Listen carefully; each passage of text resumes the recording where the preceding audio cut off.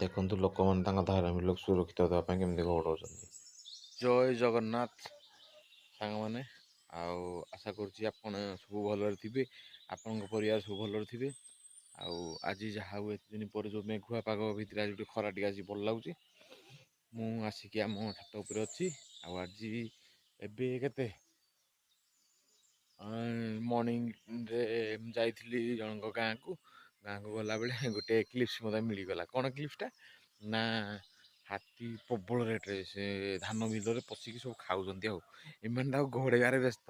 ମୁଁ ସେଠୁ ଗଲା ପରେ ଦେଖିଦେଲି ଏଲିଫ୍ୟାଣ୍ଟ ଆଟାକ୍ ରାଇସ୍ ଫାର୍ମ, ସବୁ ଆମର ଧାନ ବିଲ ରାଇସ୍ ଫାର୍ମ କରନ୍ତି ସେଇଠି। ତ ତାର କ୍ଲିପ୍ ମୁଁ ଆପଣମାନଙ୍କୁ ଦେଖେଇବି। ଆପଣମାନେ ପ୍ରଥମ କରି କମେଣ୍ଟ ମାଧ୍ୟମରେ ଜଣାନ୍ତୁ ଆପଣମାନେ କେମିତି ଅଛନ୍ତି, ଭଲ ଅଛନ୍ତି କି ନାହାନ୍ତି। ଆଉ ଖରା ଟିକେ ହେଇଯାଇଛି, ମୁଁ ଛାତ ଉପରକୁ ପଳେଇ ଆସିଛି। ଦେଖନ୍ତୁ ଗୋଟେ ଜିନିଷ, ଆମ ମନ୍ଦାର ଗଛରେ କେତେ ଫୁଲ ହେଲାଣି, କେତେ ଫୁଲ। ଆମ ଗୋଲାପ ଗଛରେ ବି କେତେ, ଦେଖନ୍ତୁ କଢ଼ କଢ଼ କଢ଼ କଢ଼ କେତେ ହେଲାଣି ସବୁ ଗୋଲାପ ଗଛରେ। ଆଉ ଆପଣମାନେ ସବୁ ଭଲ ଥାଆନ୍ତୁ। ଆଉ ଯେଉଁମାନେ ଆମ ଚ୍ୟାନେଲ୍ ନୂଆ ଆସୁଛନ୍ତି ଚ୍ୟାନେଲ୍କୁ ସବସ୍କ୍ରାଇବ୍ କରନ୍ତୁ।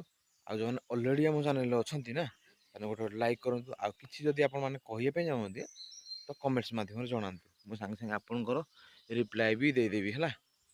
ଆଉ ଦେଖନ୍ତୁ ଏପଟେ ମୋ ଫାର୍ମିଂଟା ସ୍ମଲ୍ ଫାର୍ମିଂ, ମୁଁ ଟିକେ ତାର କେୟାର ନେଇପାରୁନି କାରଣ ଡ୍ୟୁଟି ଯିବା ଭିତରେ ମୋତେ ଟାଇମ୍ ଟିକେ ମିଳୁନି ଠିକ୍ ସେ, ତ ସେଥିପାଇଁ ମୁଁ ଆର କେୟାର ନେଇପାରୁନି। ଆଉ ଦେଖନ୍ତୁ ମୋ ଫାର୍ମିଂ ଗଛ ସବୁ ଡ୍ୟାମେଜ୍ ହେଇ ଆସିଲାଣି, କାରଣ ମୁଁ ତ ନେଇପାରୁନି କେୟାର ନା। ଏପଟେ ଗୋଟେ ଯାକ ଫୁଲ ଏବେ ଜଷ୍ଟ ହେଇଛି ଲଙ୍କାର। ତ ଆପଣଙ୍କୁ ମୁଁ କ୍ଲିପ୍ସଟା ଦେଇଦେବି, ଆପଣମାନେ କ୍ଲିପ୍ସରେ ଦେଖିବେ କେମିତି ସବୁ ହାତୀମାନେ ଆସି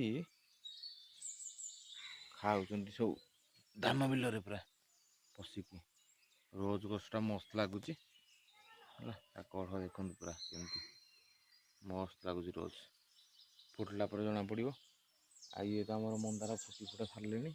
ଆଉ ଗୋଟେ ଗୋଟେ କଢ଼ ହେଉଛି, ଠାକୁରଙ୍କ କାମରେ ଲାଗିପାରୁଛି। ଆଉ ଯାହା ହଉ ଗୋଟେ ମାନେ ଫ୍ଲାୱାର୍ ଖୋଜିବା ପାଇଁ ହେଲେ ଆଜିକାଲି ମାନେ ବହୁତ କଷ୍ଟ, ମିଳୁନି। କାରଣ ସମସ୍ତେ ପୂଜା ପାଠ କରୁଛନ୍ତି ନା, ସମସ୍ତେ ତୋଳିକି ନେଇଯାନ୍ତି ସକାଳୁ ସକାଳୁ। ଆଉ ଖୋଜିଲା ବେଳକୁ ପ୍ରାୟତଃ ମିଳେନି। ତ ଆମର ଯାହା ହଉ 2ଟା ଗଛ ହେଇଯାଇଛି, ଆମେ ଲଗେଇଥିଲୁ। ତ ବର୍ତ୍ତମାନ ତାପରେ ଟାଇମ୍ ଆମର ଆସିକି ହେଇଗଲାଣି 1ଟାଏ, ଭୋକ ହେଲାଣି 2ଟା ଖାଇଦେବା। ତ ଆପଣମାନେ କ୍ଲିପ୍ସଟା ଦେବି, ଆପଣମାନେ ଦେଖିବେ କେମିତି ହାତୀମାନେ ସବୁ ଆସିକି ଉପଦ୍ରବ କରୁଛନ୍ତି ପୁରା ଆସିକି, ମାନେ ଧାନ ବିଲରେ ପଶି ପୁରା ଖାଇ ଲୋକମାନେ ସବୁ ଘଉଡ଼ୁଛନ୍ତି। ତାପରେ ଆଜିକାଲି ଜଙ୍ଗଲରେ ଖାଇବା ମିଳୁଛି କି ନାଇଁ କେଜାଣି, ହାତୀ ସବୁ ଘର ମୁହାଁ ହେଇଗଲେଣି, ଘର ଆଡ଼େ ପଳେଇ ଆସୁଛନ୍ତି। ଦେଖନ୍ତୁ କ୍ଲିପ୍ସ ଦେଖନ୍ତୁ, ଆପଣଙ୍କ ଛୋଟ ଭଲ ପାଇବା ଏବଂ ଛୋଟ ଆଶୀର୍ବାଦ ଟିକେ ଦେଇଥାନ୍ତୁ ଆଗରୁ ଯେମିତି ଦେଇଥିଲେ। ଆଉ ମୁଁ ଏଠି ଏବେ ରହିଲି, ବାଏ। ଆଉ ମତାମତ ଦିଅନ୍ତୁ, ଧନ୍ୟବାଦ। ଆପଣମାନେ ଦେଖନ୍ତୁ କେତେ ହାତୀ ଆସିକି ବିଲକୁ କେମିତି ନଷ୍ଟ କରୁଛନ୍ତି, ଆଉ କେମିତି ଲୋକମାନେ ଆଉ ଧାନକୁ ବଞ୍ଚାଇବେ। ଆଉ ଚାଷୀମାନେ କିଏ ଧାନ କରିବା ପାଇଁ କାହାର ଇଚ୍ଛା ଆଉ ହବ କି? ଯଦି ଏତେ ଏତେ କଷ୍ଟ କରିକି କୃଷକ ଭାଇମାନେ ଧାନ ଏତେ ଫସଲ କରିଥିବେ, ଏତେ ପରିମାଣରେ ହାତୀ ଯଦି ଆସିବେ ଧାନ ବିଲରେ ଆଉ କ'ଣ ବଞ୍ଚିବ? ମାନେ ଚାଉଳ ଖାଇବା ପାଇଁ ବି ଆଉ ମିଳିବନି।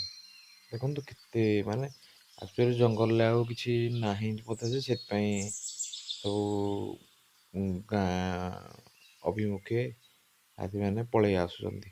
ଦେଖନ୍ତୁ କେମିତି ପାଚିଲା ଟକଟକ ହଳଦିଆ ଧାନ ସବୁ ହେଇକି ଅଛି। ଆଉ କେତେ ଦିନ ପରେ କାଟିକି ତାକୁ ଘରେ ଚାଷୀ ଭାଇମାନେ ବେଙ୍ଗଳା କରିକି ଧାନ ଖାଇବା ପାଇଁ, କିନ୍ତୁ ଏମାନେ ଆସିକି ବର୍ବାଦ କରୁଛନ୍ତି। ଫାଳେ ଏପଟ ପାଚିନି, ଏପଟଟା ପୁରା ପାଚି ଯାଇଛି।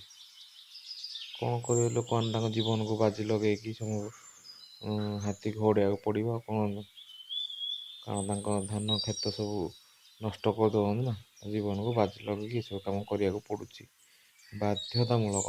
ଆଉ କ'ଣ କରିବା, ଆମେ ବି ଯେଉଁପଟେ ଡ୍ୟୁଟି ଯାଉଛୁ ନା, କ'ଣ ଆମେ ବି ହେଇ ଜୀବନକୁ ବାଜି ଲଗେଇକି ଡ୍ୟୁଟି ଯାଉଛୁ କାମ କରିବା ପାଇଁ। ରୋଡ଼ରେ ବାଟରେ ବି ହାତୀ, ତ ୟାଙ୍କର ଯେମିତି ସେ ତାଙ୍କ ଜୀବନକୁ ବାଜି ଲଗେଇ ସେ ବିଲକୁ ସୁରକ୍ଷା ଆମେ ଭଲ ଭାବରେ ଜୀବନକୁ ବାଜି ଲଗେଇ ଯିବାକୁ ପଡ଼ୁଛି ଆଉ, କାରଣ ଏତେ ପରିମାଣରେ ହାତୀ ହେଲେଣି ଯେ ମାନେ କ'ଣ କହିବ କାହାକୁ, ସେ ଜଙ୍ଗଲ ଜନ୍ତୁ ନା, ତାଙ୍କୁ ଆଉ କ'ଣ କରିବ। ଲୋକଙ୍କୁ ହଉଡ଼େଇଲା ବେଳେ ଦେଖନ୍ତୁ ସେ କେମିତି ଆସୁଛି, ମଣିଷ ଆଗକୁ ତଡ଼ୁଛି, ଧାନ ବିଲ ବର୍ବାଦ ସବୁଗୁଡ଼ା।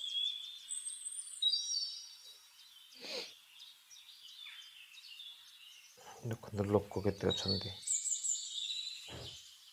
ଦୂରରେ ଠିଆ ହେଇକି ଖାଲି ପାଟିତୁଣ୍ଡ କରିକି ଘୋଡ଼େଇବା ଛଡ଼ା ଆଉ କିଛି ବାଟ ହିଁ ନାହିଁ।